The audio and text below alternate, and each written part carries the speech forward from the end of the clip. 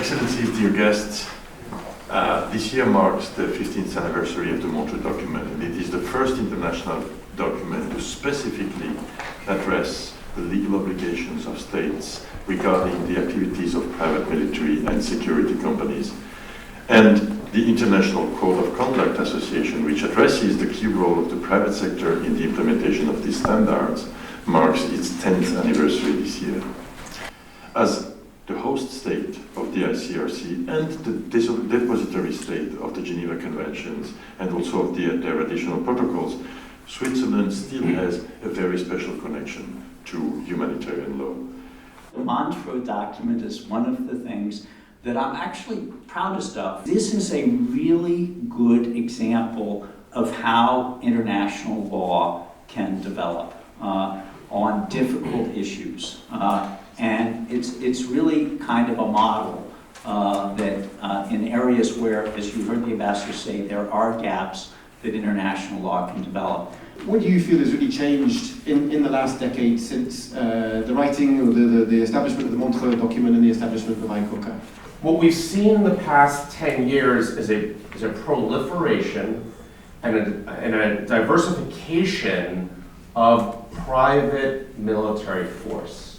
And I think that the industry has been on this divergent path, and we need to pay attention to it. These issues, of course, matter incredibly, and they matter to private security services companies. The association has been a great institution that supports them in helping them to understand what their obligations are, what their companies must attend to, comply with, and in that sense, it's been a tremendous resource for companies that are private security services companies.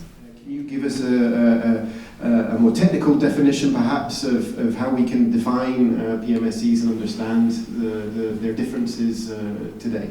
I would say let's move away from the use of the acronym and let's break down the different categories along that spectrum and give a set of solutions which I think are critical on the military contracting piece and the mercenary piece and distinguish that from the security kind of practice. You have multiple stakeholders who are part of it, so you have an opportunity as events develop and the environment changes for those different stakeholders to flag those changes, to discuss them, to be alert to them, and then to have the work that they're doing move in that direction in a more flexible way. These concepts aren't just good ideas and that they're preferred. These will be enforced. These will be hard requirements, and not just to a large, multinational, $1 billion company or even a multi-million-dollar company. Companies are going to be held accountable for the comport and the behavior of their subcontractors. Okay, now beginning to look forward, where do we see the current and future challenges emerging from what is believed to be now an expanding PMSC industry? One of the challenges is looking forward is focusing more on particular regions, trying to do that outreach into those regions to reach these smaller entities, and then incentivizing them to come within that ICoCA umbrella, and also making it easier pathways for them to do that. I think we can't just count on big, large global security services companies to cover all of those things at regional and local levels. So ICoCA, I believe, is very well served when we can get these smaller companies engaged. For ICoCA, a challenge perhaps in 2024 and beyond is perhaps to develop some sort of mentoring partnership where the larger companies can take some of the smaller companies under their wings. What can be done? One, I think, as I said, just like awareness, and understanding that private security is here to stay, and it is going to grow, and it is going to diversify.